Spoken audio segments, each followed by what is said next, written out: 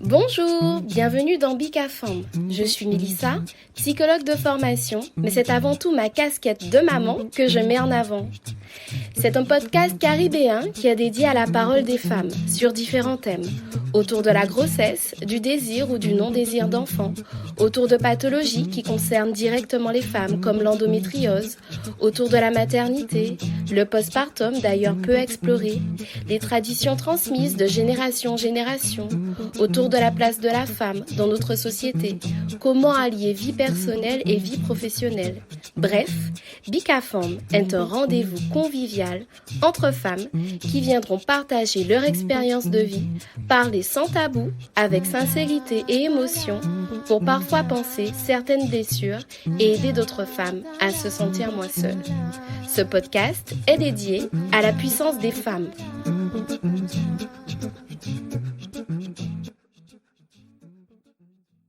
Dans cet épisode spécial vacances, Anaïs nous parle de ses expériences de voyage et notamment de voyage en solo. Alors, comment sauter le pas en mettant de côté les doutes, les peurs? Comment cette expérience a été une vraie révélation pour apprendre à se recentrer sur elle-même? Bref, sans plus tarder, je vous laisse découvrir le récit de cette femme incroyable qui est toujours prête à relever de nouveaux défis et qui souhaite que les femmes s'émancipent des pensées limitantes. Bonne écoute! Bonjour Anaïs! Bonjour Mélissa. Tout d'abord, merci d'avoir accepté de participer à Bicafam, de parler de ton expérience. Merci beaucoup. Mais de rien, merci à toi de m'avoir invitée. Alors, on va commencer justement avant de discuter. Est-ce que tu peux te présenter, s'il te plaît? Alors, je m'appelle Anaïs, j'ai 32 ans, je suis guadeloupéenne. Je vis maintenant en Guadeloupe. Je suis pédiatre en couple et sans enfant. Parfait. Alors justement, on va commencer par le début. Est-ce que tu peux nous parler de ton enfance, de ton adolescence, s'il te plaît? J'ai une enfance classique je vivais avec mes deux parents, avec ma petite sœur qui a 5 ans de moins que moi. J'ai eu une enfance classique, entourée de mes parents. J'ai pas beaucoup voyagé, mais je faisais beaucoup d'activités extrascolaires, natation, danse, piano, tout ça. Une adolescence classique marquée par les petits tracas habituels de l'adolescence, le manque de confiance en soi, tout ça, mais rien de particulier pendant mon enfance et mon adolescence. D'accord. On va continuer par ton parcours professionnel. Est-ce que tu peux nous en parler, s'il te plaît? Alors, je suis pédiatre, donc du coup, j'ai fait des études de médecine. J'ai commencé en Guadeloupe, j'ai fait la première, la deuxième, la troisième année en Guadeloupe. Après, je suis partie à Lyon, puis je suis revenue aux Antilles pour faire mon internat, l'internat de médecine aux Antilles, un peu en Guadeloupe, un peu en Martinique. Puis après, je suis repartie à Montpellier, et puis je suis revenue terminer mon internat ici. J'ai commencé ma petite carrière à l'hôpital et puis après j'ai quitté l'hôpital et maintenant je suis installée en libéral. Et du coup justement, alors pourquoi tu t'es tournée vers la pédiatrie? Au début, quand j'ai choisi de faire médecine, je savais pas trop ce que je voulais faire. En tout cas, je voulais un métier qui soit utile aux gens. Je voulais un métier qui aide les gens. J'ai commencé mes études de médecine. Bon, plusieurs fois pendant les études de médecine, j'ai voulu arrêter parce que c'est compliqué les études de médecine. Mais je me suis accrochée jusqu'à la 5e année où j'ai enfin trouvé ce que je voulais faire. Enfin, j'hésitais entre gynécologie et pédiatrie. En tout cas, il fallait que ça soit autour de la périnatalité. Et puis après avoir fait mes stages en gynéco, les internes de gynéco et les seniors de gynéco m'ont dit ne fais pas gynéco si tu veux avoir une vie. Bon, désolée pour mes copines gynéco, mais voilà. Et donc du coup, je me suis dit voilà. Je me suis dit je vais être pédiatre et puis à la base je voulais faire de la réanimation néonatale, toujours dans l'idée d'être vraiment dans le créneau périnatalité. Donc j'étais contente en réanéonate, j'avais un petit pied dans la gynéco, j'allais au staff de gynéco obstétrique, tout ça, enfin j'aimais bien. Mais puis après j'ai quitté la réanéonate parce que c'est quand même pas facile d'être en réanéonate tout le temps, donc voilà, donc j'ai quitté la réanéonate, mais je suis toujours pédiatre. Ça marche. Et donc du coup maintenant tu es à ton compte en libéral. Ouais, c'est ça, je suis en libéral. C'est un tout autre mode d'exercice. La réanimation néonatale, on est quand même dans pas dans l'urgence, mais dans la vie ne tient qu'à un fil. En gros, en réanimation néonatale, c'est vraiment step by step. Un jour le bébé va bien et puis 2 jours après il va pas bien.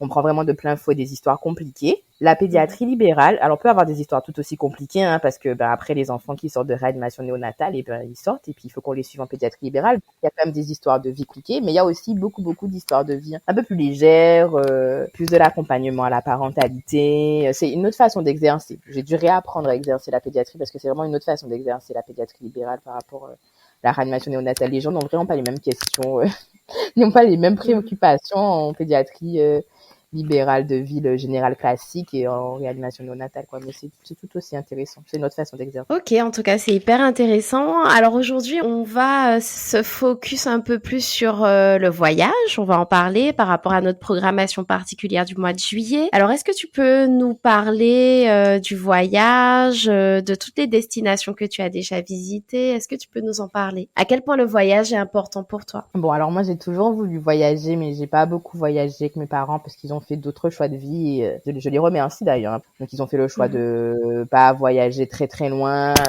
pour pouvoir payer nos études, etc., etc. Donc, ça, je vais jamais regretter ça.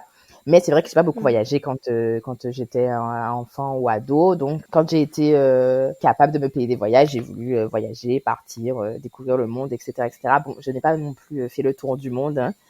Mais j'avoue que le voyage, ça me permet de me déconnecter. Je dirais pas de fuir les problèmes parce que de toute façon, peu importe où tu vas, tes problèmes te suivent, mais ça me permet de me déconnecter, ça me permet de sortir de mon train-train quotidien, ça me permet de découvrir de nouvelles cultures, de remettre en question certaines de mes habitudes, de me remettre en question moi, sur mon caractère, etc., etc. Donc c'est en ça que j'aime beaucoup le voyage.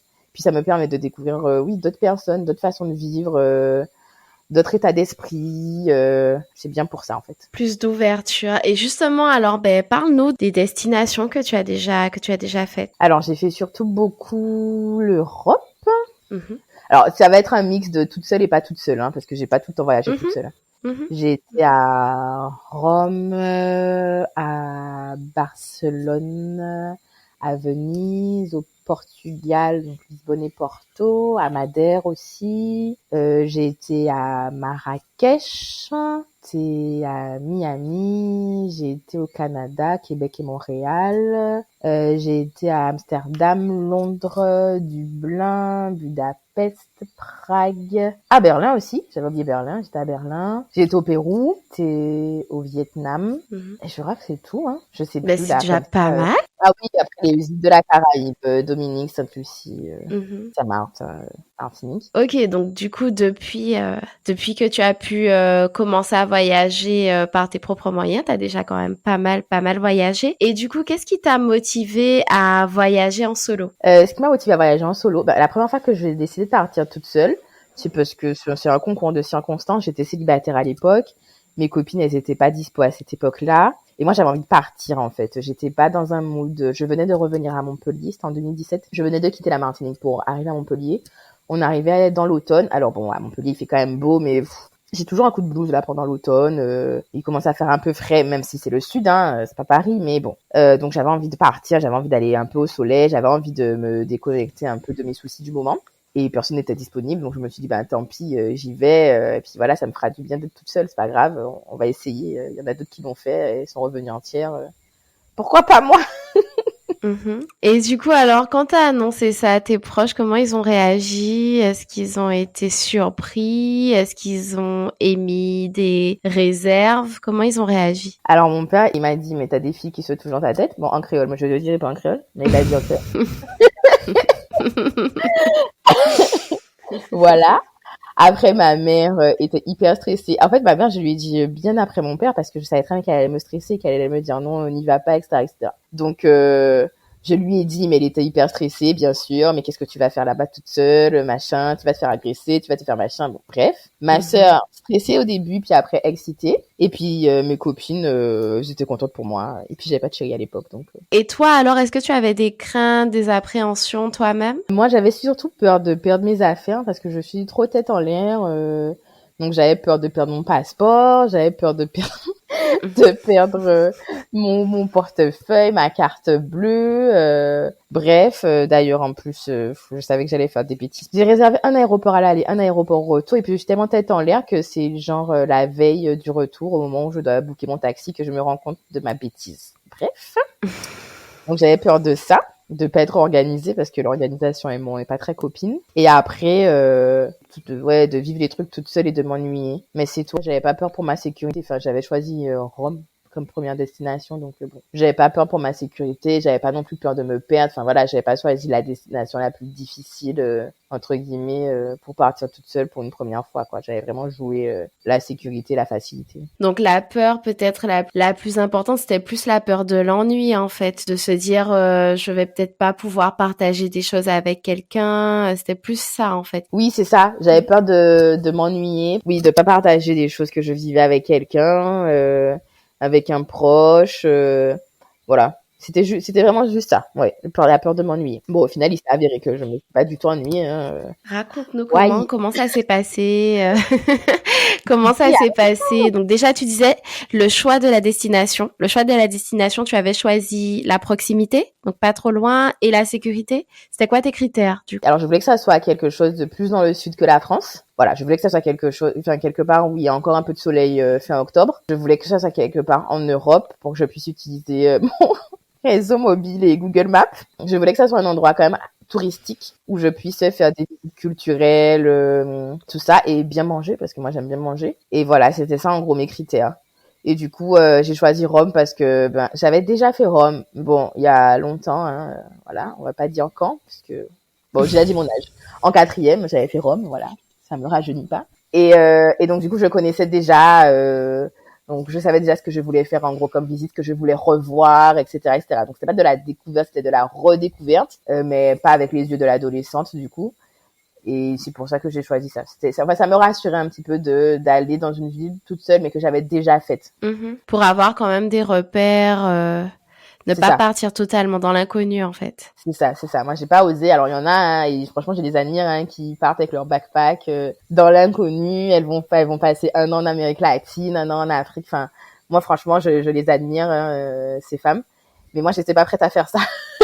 Je voulais, à la base, c'était ça que je voulais. En tout cas, pas pour ta première destination. Ouais, non, j'étais pas prête. Ouais, non. Et du coup, alors, comment ça s'est passé, cette première expérience de voyage en solo? Ça s'est super bien passé. Bon, c'était il y a 6 ans, alors je vais essayer de me replonger dans mes souvenirs, mais ça s'est bien passé. Le premier soir à l'hôtel, je me souviens que j'avais rencontré c'était un appart-hôtel, en fait. Donc, il y avait un gars, un appart-hôtel, mi-appart-hôtel, mi-auberge de jeunesse. Enfin, je me souviens plus trop du fonctionnement. Donc, il y avait un mec qui était là, mais qui longue location. Donc, je l'ai rencontré. C'était un Européen, mais c'était pas un Italien. Donc, je sais plus quoi, un Allemand ou un truc comme ça. Donc, on a papoté vite fait. Et donc, je me suis dit, ah, chouette, j'ai déjà rencontré quelqu'un et tout.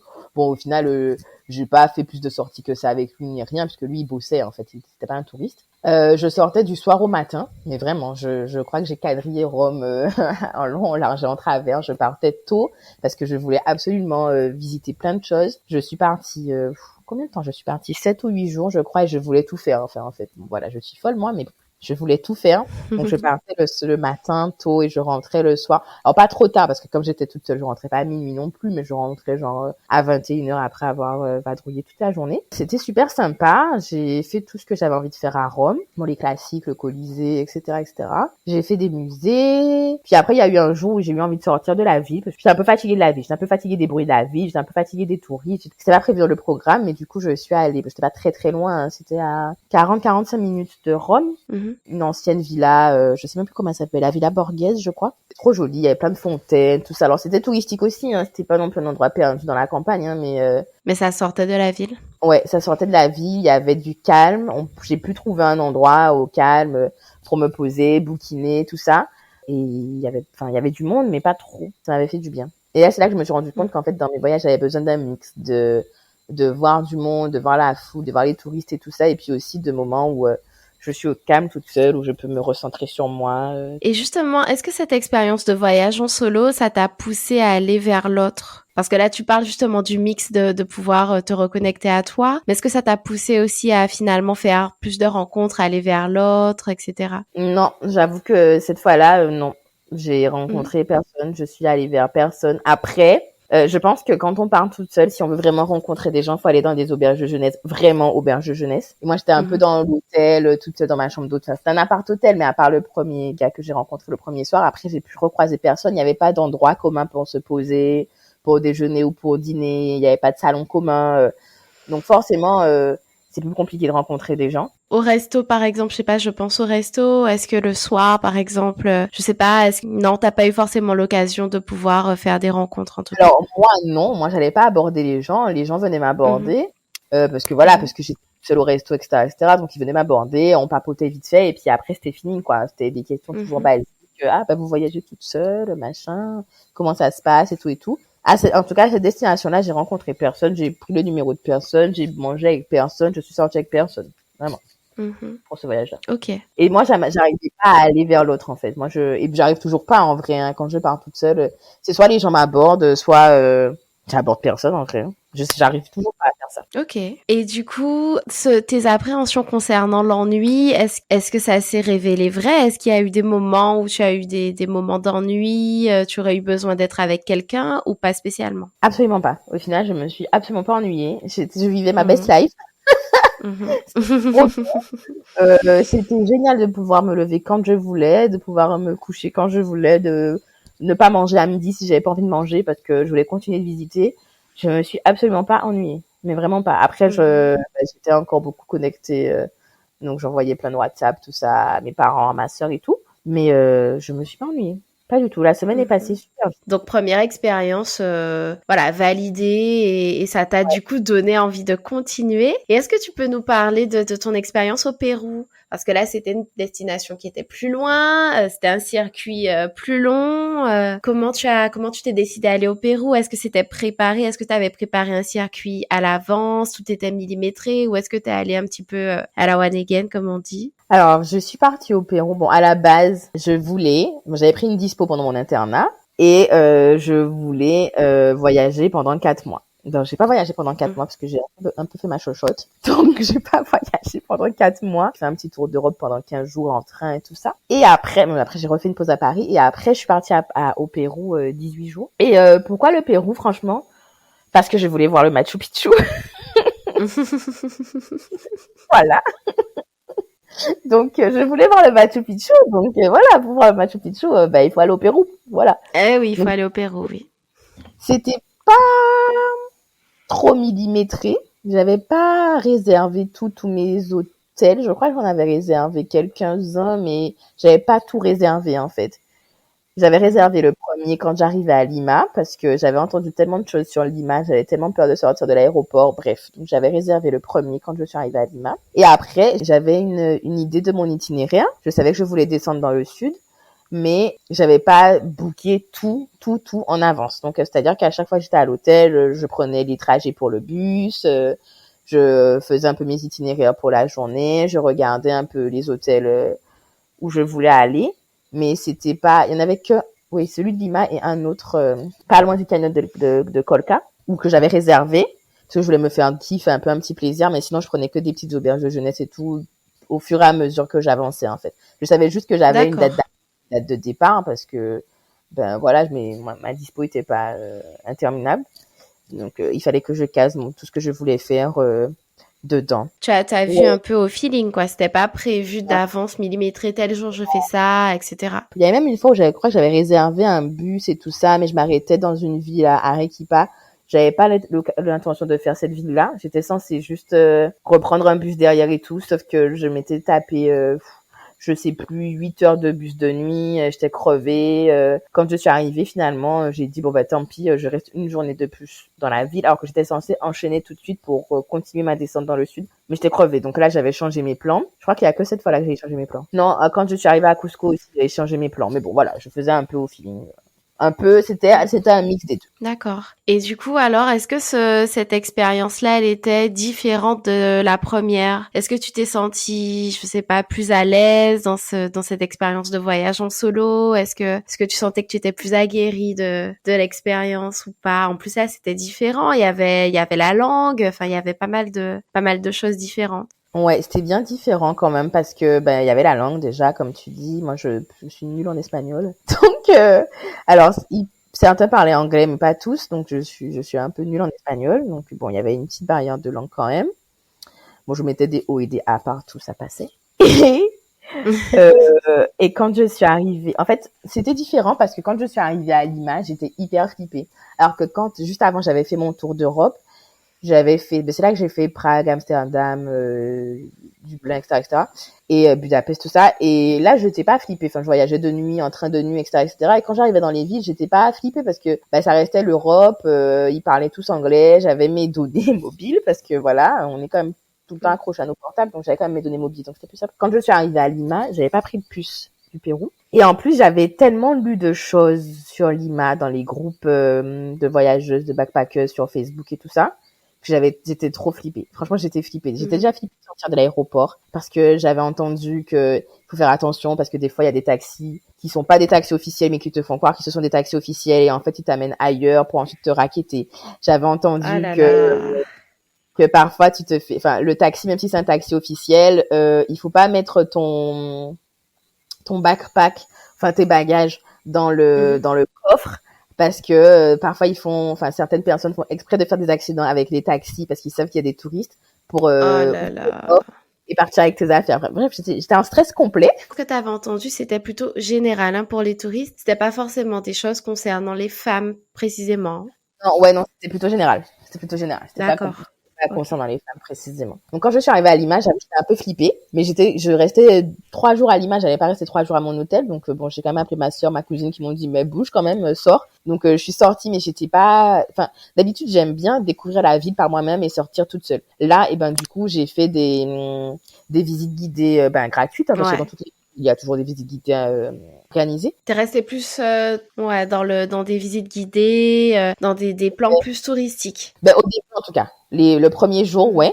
Et après le deuxième jour, là, j'ai commencé à oser marcher toute seule dans Lima, en ayant bien repéré les quartiers où il fallait pas aller, les quartiers où on pouvait aller en tant que touriste et tout ça. Donc j'ai commencé à marcher toute seule après. Le premier jour, j'ai fait 2 visites guidées et le deuxième jour, j'ai marché toute seule.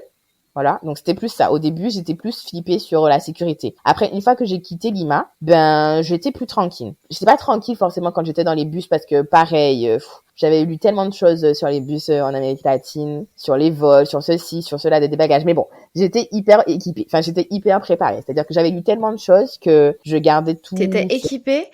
Ok. Parce que j'allais te dire, t'étais équipée, t'étais armée pour te défendre quand t'as dit j'étais équipée. Non, voilà.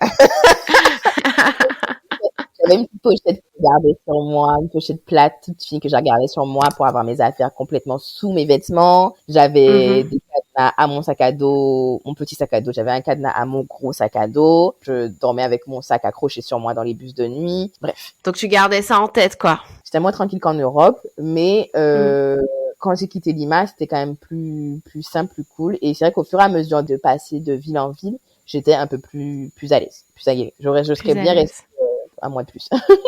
Et du coup, alors, quand tu arrives à ton objectif du Machu Picchu, qu'est-ce que tu ressens? Comment ça s'est passé, cette expérience-là? C'est juste, wow. Alors, le Machu Picchu, c'était... j'ai failli pas faire le Machu Picchu parce que il y a eu un moment où j'ai eu un coup de blues au Pérou. On parlait de l'ennui tout à l'heure. C'est pas que je m'ennuyais, mais j'en avais un peu marre d'être toute seule. Ça faisait 2 mois et demi que j'étais partie de la Guadeloupe. Bon, à ce moment-là, j'étais en couple, du coup. Donc, ça faisait 2 mois et demi qu'on était séparés physiquement. Donc, je sais pas, j'ai eu un coup de... Puis j'étais en période de deuil, tout ça, bref. Donc, j'ai eu un coup de blues et j'en avais marre d'être toute seule. J'avais fait des auberges de jeunesse pourtant, mais j'arrivais pas à créer de lien. C'est-à-dire que je parlais aux gens, tout ça, vite. J'arrivais pas à créer de lien pour sortir, pour pas me retrouver tout le temps toute seule. Et là, j'avoue que j'avais eu un petit coup de... j'en ai marre d'être toute seule. Je suis fatiguée, j'en ai marre de voyager de nuit. Enfin, bref, j'ai eu le coup de blues du voyage à un moment. Et je voulais rentrer. Je faisais que pleurer. J'ai pleuré pendant 2 soirs. Je voulais rentrer. Mon chéri, qui en avait marre de m'entendre pleurer, m'a dit, c'est pas grave, rentre. Je te paye un billet, rentre. Alors, au début, il me disait, mais non, accroche-toi quand même. T'as le Machu Picchu à voir. Accroche-toi. Puis après, à force de m'entendre pleurer. C'est un objectif. C'est ça. Mais après, à force de m'entendre pleurer, il a fini par me dire, rentre. Surtout qu'il était le seul à savoir que je pleurais, hein, parce que bien sûr, j'ai pas dit ça à ma mère, j'ai pas dit ça à ma soeur, voilà. Voilà, donc il m'a dit, rentre. Et puis après, j'ai dit, bon, vas-y, je me laisse la matinée pour réfléchir. Et finalement, je me suis dit, non, je peux pas arriver jusque-là pour faire le Machu Picchu. C'est quand même trop la honte. Donc, je suis partie faire le Machu Picchu. Et c'était bien parce que j'ai rencontré 2 Françaises là-bas avec qui j'ai été dîner, tout ça.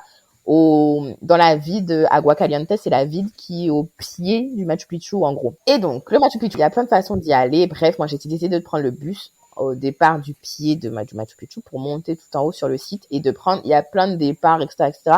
Moi, j'ai pris le départ le plus tôt le matin pour voir le lever de soleil, en fait. Pour voir le lever de soleil sur le Machu Picchu. Bon, il s'est avéré que j'ai pas vraiment vu le lever de soleil, mais c'était trop magique quand même, parce que quand je suis arrivée, et ben, le site, il était complètement dans les nuages. Genre, c'est le brouillard du matin, quoi. T'arrives, t'es sur le site. Bon, t'as pas le site tout seul, hein, il y a 150 000 touristes. Bon. Mais, bon, quand même, le matin, à 6 heures du matin, il y a moins de touristes qu'à 10 heures. Et puis, au fur et à mesure, tu vois les nuages se lever sur le site. Se dégager. Tu vois le site se dégager. Et c'est juste magnifique, en fait. C'est juste, tu te dis, waouh, ouais, c'est juste magique, en fait. C'est vraiment magique. Et tu te dis, oh, ok, c'est ça. Enfin, juste respect, quoi.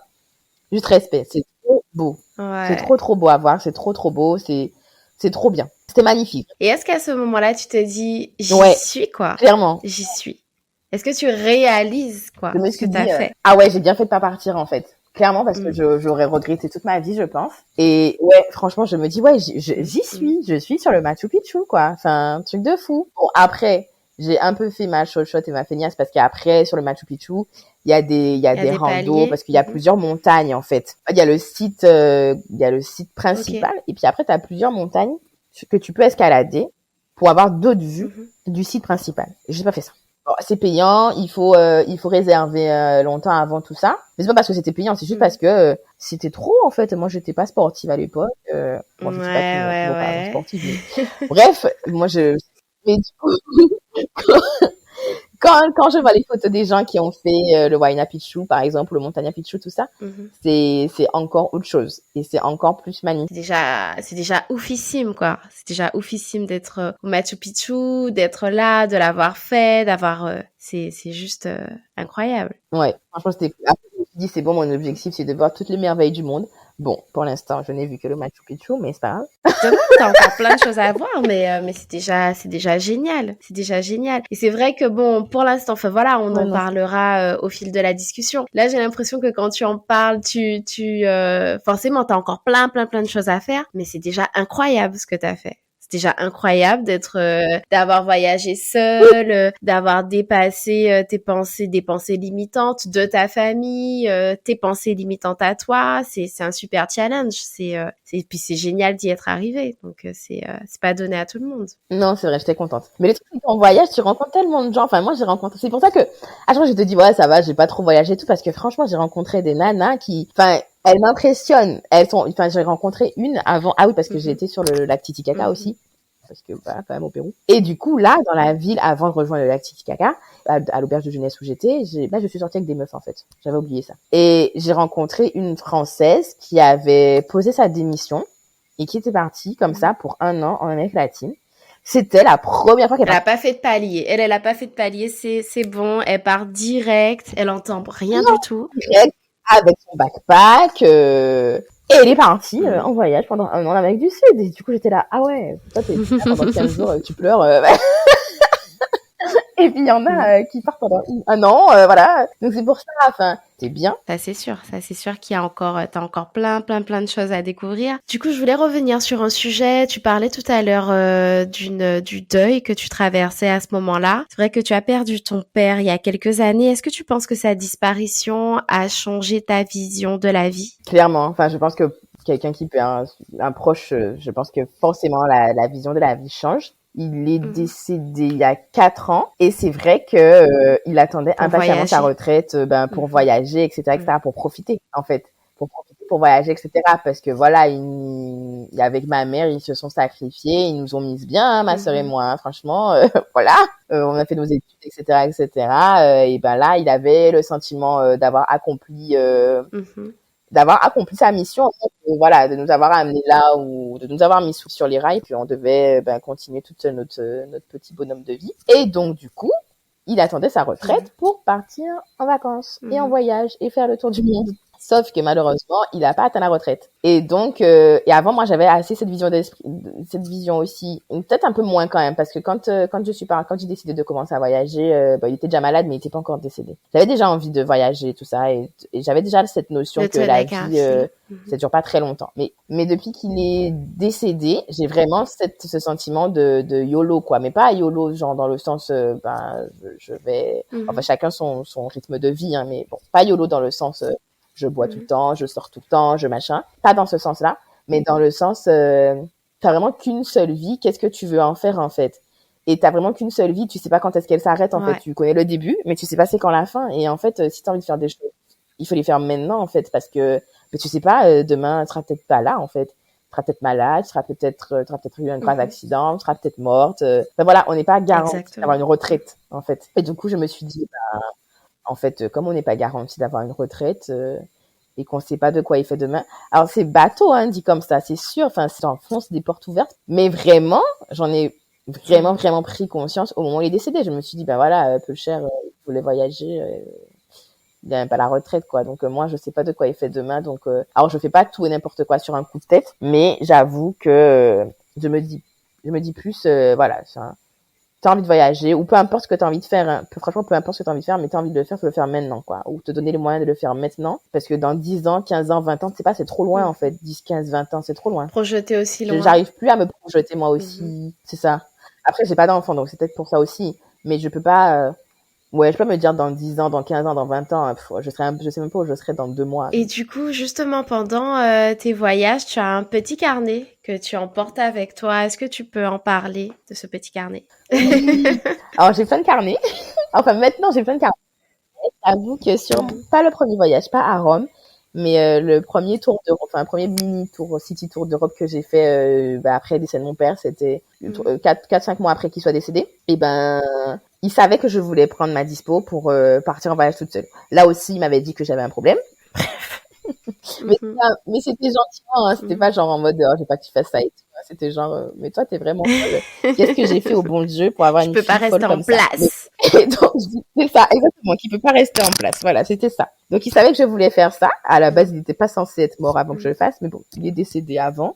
Donc, j'ai acheté un petit carnet parce que j'avais besoin de lui parler, de lui raconter ce que je faisais, en fait. Donc, j'écrivais tous les jours. J'avais envie de garder des souvenirs, mais c'était pas, donc, des fois, quand je le relis, je me dis, ah oui, quand même, j'avais oublié ça. Mais j'avais besoin d'écrire tous les soirs. J'écrivais, je lui racontais, je lui disais qu'il me manquait.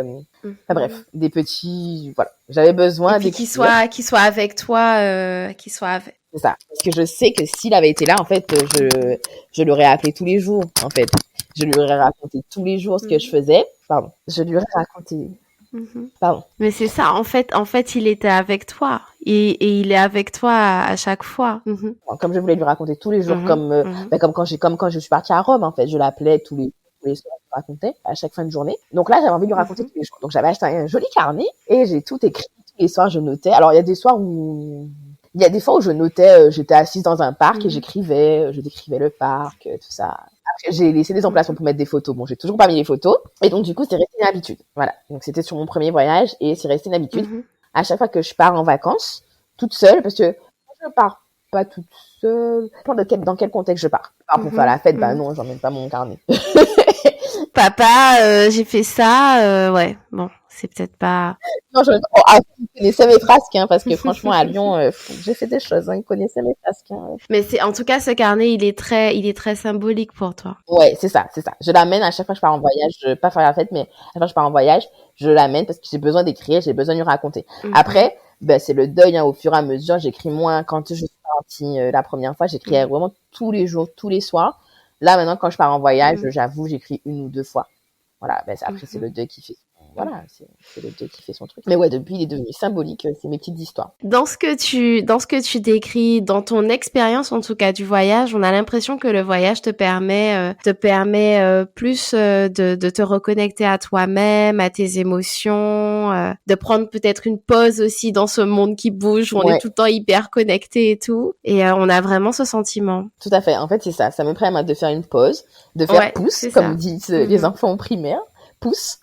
Et puis de repartir avec de nouveaux objectifs. À chaque fois que je reviens de voyage, j'ai de nouveaux objectifs que je tiens plus ou moins, hein, mais bon, j'ai toujours de nouveaux objectifs quand je reviens de voyage. Et oui, ça me permet de me recentrer sur moi-même, de faire le point, de faire le bilan, de voir ce qui marche pas, de voir ce que je peux améliorer chez moi, ce que je peux changer chez moi. Et du coup, alors si tu avais des tips pour les femmes qui souhaitent voyager et qui n'osent pas, quel tips ce serait? Qu'est-ce que tu pourrais leur dire?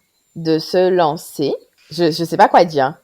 En fait, Ouais, lancez-vous en fait. Faut pas réfléchir. Je pense qu'il faut pas réfléchir. Il faut écouter son instinct, écouter sa propre, enfin son intuition et ses envies en fait. Parce que comme j'ai dit tout à l'heure, enfin la vie passe. Et si on attend que les autres soient disponibles, que les autres soient, voilà, on est né tout seul, on va mourir tout seul. Donc je pense qu'il faut qu'on apprenne à vivre avec nous-mêmes. Et donc voyager tout seul, ça en fait partie. Après, on n'est pas obligé de voyager tout seul pour être heureux. Mais si on a envie de le faire, faut pas hésiter à le faire, faut sauter le pas. Peut-être pour celles qui ont peur. Alors va y avoir deux types de personnalités, soit celles qui ont peur mais qui vont se dire bon bah allez, je me lance dans l'inconnu et puis tant pis, c'est le grand saut et je pars loin tout de suite. Et peut-être qu'il y en a d'autres qui auront besoin de faire des city trips au début, un peu toute seule, etc., etc. Mais parfois, je pense que le city trip, c'est quand on est tout seul, c'est même pas plus difficile en termes d'organisation, mais plus difficile en termes de ressenti sur le plan je suis toute seule, je m'ennuie, etc. Je pense que dans les grandes villes, les gens vont moins se venir vers toi, vont moins se tisser du lien que si tu pars dans les pays comme les pays d'Amérique latine, les petits pays d'Amérique latine ou les pays d'Afrique, etc., etc. Je pense que trip à Londres, tu vas rester pendant 3-4 jours dans ton hôtel toute seule et Londres, ils vont pas te capter, voilà. Alors que si tu vas dans un pays autre, peut-être que tu vas plus tisser du lien, même si c'est la première fois que tu pars toute seule. Après, je dirais aussi de se renseigner, parce que bon, YOLO, mais on part pas non plus, voilà, le but c'est pas de se faire kidnapper, de se faire agresser ou quoi. Donc de quand même se renseigner pas auprès de sa famille, parce que sauf si sa famille a déjà beaucoup voyagé, mais la famille c'est pas méchant, mais la famille a toujours peur, donc c'est pas la famille a toujours peur c'est pas malveillant, mais forcément la famille en fait projette ses propres peurs. Est-ce que tes parents avaient voyagé seuls, donc c'est ça en fait, on projette nos peurs finalement, mais c'est pas malveillant. Voilà, c'est pas malveillant du tout, mais du coup c'est pas non plus très objectif. Donc peut-être que pour se renseigner, il vaut mieux se mettre dans plein de groupes de femmes qui ont voyagé toutes seules ou de touristes qui ont voyagé seuls, hommes ou femmes, mais plus femmes parce que quand même femme on est voilà. Est-ce que tu aurais des groupes à partager là? Je suis sur le groupe Facebook. Ah mon Dieu, j'ai plus Facebook. Je suis sur le groupe Facebook We Are Black Packers. Je crois que ça s'appelle comme ça. Donc c'est un groupe destiné aux femmes racisées qui voyagent toutes seules par le monde. Parce que du coup, on est femmes, mais en plus on est racisées. Donc moi j'aime bien savoir si le pays dans lequel je vais est safe pour une femme racisée. Voilà. Donc je crois que c'est ça. C'est We Are Black Packers. Après, j'avais aussi le groupe Black Packers en Amérique latine. Donc ça, c'est quand j'étais partie au Pérou que je m'étais mise dans ce groupe. Là, c'est pas forcément un groupe dédié aux femmes racisées. Hein. Et après, j'avais... alors, j'ai encore un autre groupe, mais ça, c'est pour les femmes musulmanes. C'est Muslim Woman Travel, je crois, un truc comme ça. Parce que, pareil, après... quand tu portes le voile, etc., mais que tu veux quand même partir en vacances, t'as envie de savoir si voilà, c'est safe pour toi. Le pays où tu vas. Et voilà, en gros, c'est les 3 groupes que j'ai. Et puis après, je recherche sur Instagram des trucs sur la destination où je vais, etc., etc. Et voilà, bien se renseigner, je pense, dans les tips, bien se renseigner sur les groupes objectifs sur le pays dans lequel on va. Et puis faire confiance à son instinct. Enfin, si tu le sens pas, je sais pas, moi, si t'avais décidé d'aller dans tel quartier de la ville ou du pays que finalement, tu le sens pas, et t'y vas pas, en fait. Voilà, si t'avais décidé de passer par telle rue et puis je sais pas, finalement, tu la sens pas, c'est pas grave. Tu fais un détour. Moi, je faisais beaucoup ça. Après, je sais pas, à tort ou à raison, mais bon, moi, je faisais beaucoup ça. Quand je sentais pas, quand j'avais prévu d'aller à un resto, mais que finalement, je sais pas, je le sentais pas, je sentais pas le quartier. À tort ou à raison, hein, vraiment, voilà, chacun. Mais s'écouter, en tout cas. Rester connecté à ça, s'écouter. Voilà, s'écouter. Voilà, c'est ça, rester connecté à son intuition. Voilà, sans que ça soit trop des pensées limitantes non plus. Mais à partir du moment où on a décidé de partir tout seul, je pense que c'est déjà qu'on a fait fi d'un certain nombre de pensées limitantes. Ça donne trop envie de se lancer, vraiment. Et ça donne trop envie de voyager, C'est vrai que c'est pas, en tout cas pour ma part, moi c'est quelque chose qui me fait peur, je le dis. Mais à t'entendre parler de toutes ces expériences, ça donne vraiment envie. Vraiment. Et je pense que c'est vraiment une expérience qui est unique de voyager en solo. Je pense que c'est vraiment pas comparable à un voyage avec quelqu'un, quel qu'il soit. Non, je pense pas que ça soit comparable. Après, il y a des avantages et des inconvénients dans les deux types de voyages. Mais après, moi, je pense que le voyage solo me va parce que je suis chiante, donc voilà. Et que concrètement, on travaille tous toute l'année très dur. Et que quand je pars en voyage, j'ai pas de faire des concessions pendant mes voyages. En fait, je fais des ça dépend avec qui je parle. Je fais des concessions déjà pendant l'année, machin. On fait tous des concessions pendant l'année. Mais du coup, tes vacances là, en fait, t'as pas envie de faire des concessions sur ça. C'est dur de trouver les bonnes personnes qui ont le même budget, qui ont les mêmes envies, le même style de voyage. Ça fait beaucoup de conditions. Exactement. T'accorder avec toutes ces conditions-là, alors que quand t'es toute seule, tu t'accordes avec toi et toi. Après, effectivement, tu partages pas de la même façon quand t'es toute seule. Il y a des choses. Franchement, il y a plein de choses. Je me suis dit, j'ai envie de revenir parce que j'ai envie de montrer à ma sœur ça, j'ai envie de montrer à ma maman ça, j'ai envie de montrer à mon chéri ça, j'ai envie de vivre ça avec mon chéri, avec ma sœur, maman, j'ai envie de voir leurs yeux quand ils vont voir comme moi ce que j'ai vu. J'ai envie, j'avoue. Il y a des trucs où je me dis, ouais, j'aimerais trop. Comme quand j'étais au Vietnam, j'ai vu plein de choses. Il y a plein de fois où je me disais, ah, franchement, ce serait quand même un kiff de voir la réaction de ma sœur, de ma mère ou de mon chéri là, quoi. Mais en même temps, j'avoue que ça me fait quand même du bien d'être toute seule. Donc, en fait, je pense qu'il faut faire un mix des deux. Il faut savoir avec qui tu pars quand tu pars en vacances, parce que voilà, comme tu l'as dit, il faut s'accorder sur le budget, sur les envies, sur ceci, sur cela. Et après, quand tu pars toute seule, t'as pas ce genre de concession à faire en fait. Si tu veux dormir jusqu'à midi, mais si tu veux marcher toute la journée sans jamais faire de pause, tu marches toute la journée sans faire de pause. En plus, moi, je suis très comme ça et tout le monde n'est pas comme ça, en fait. Les gens, ils ont besoin de manger à midi, de se poser. Et moi, je peux ne pas manger à midi, en fait. Donc, voilà. Et je pense que c'est bien de se retrouver avec soi et soi. On est peut-être beaucoup à fuir la solitude. Du coup, quand on fuit la solitude, c'est qu'on se fuit soi-même. Et je pense que ça doit être effectivement une expérience vraiment, vraiment unique. Mais c'est très inspirant. Après, moi, j'aime déjà beaucoup la solitude, en fait. Donc, je sais pas si toutes les femmes qui voyagent seules aiment faire des choses seules. Et moi, j'avoue, j'aime faire des choses seules. J'aime aller à la plage toute seule. J'aime aller au ciné toute seule. C'est vraiment un kiff, en fait. C'est pas genre par défaut, pour le coup. J'aime être toute seule. J'aime être avec des gens aussi, mais j'ai besoin d'avoir ces moments de solitude. Et je pense que pour les gens qui voyagent seuls, je pense qu'ils ont un peu cette personnalité-là aussi, d'avoir besoin de temps tout seul.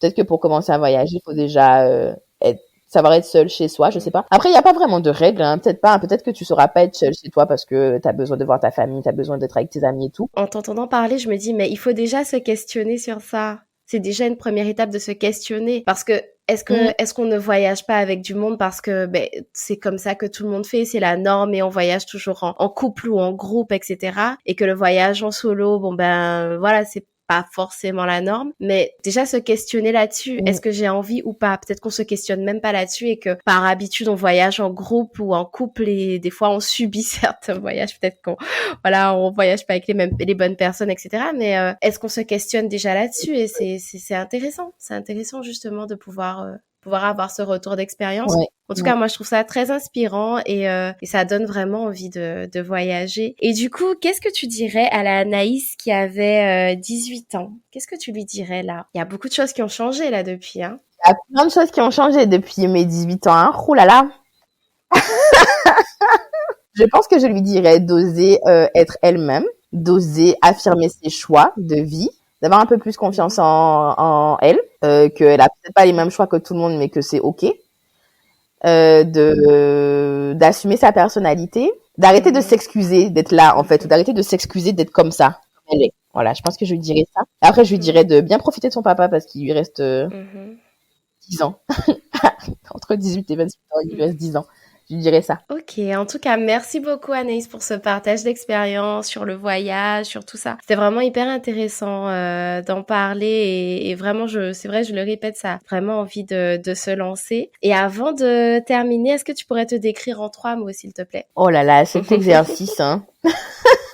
Je dirais battante, aventurière, un peu aventurière, mini-aventurière. Allez, mini-aventurière. Et elle est résiliente. Ok. Bon, on va s'arrêter là sur ces 3 mots. Merci encore pour cette discussion qui était très, très enrichissante. Et puis, j'espère que ça donnera envie à ceux et celles qui nous écoutent de voyager et pourquoi pas de voyager en solo. Eh ben oui, j'espère aussi. Hein. Et puis, j'espère que moi, je me le souhaite encore plein de voyages. Hein, parce que... C'est tout ce qu'on te souhaite. Allez, à bientôt Anaïs. Merci. À bientôt. Merci Mélie. Bisous. C'était l'épisode 20 de Bic à Fond. Je remercie infiniment Anaïs qui a partagé avec nous ses expériences de voyage. Je vous remercie pour votre écoute. N'hésitez pas à repartager l'épisode autour de vous. Bic à Fond prend des vacances pendant le mois d'août. Je vous donne rendez-vous vendredi 8 septembre pour le prochain épisode. Bonnes vacances et prenez soin de vous.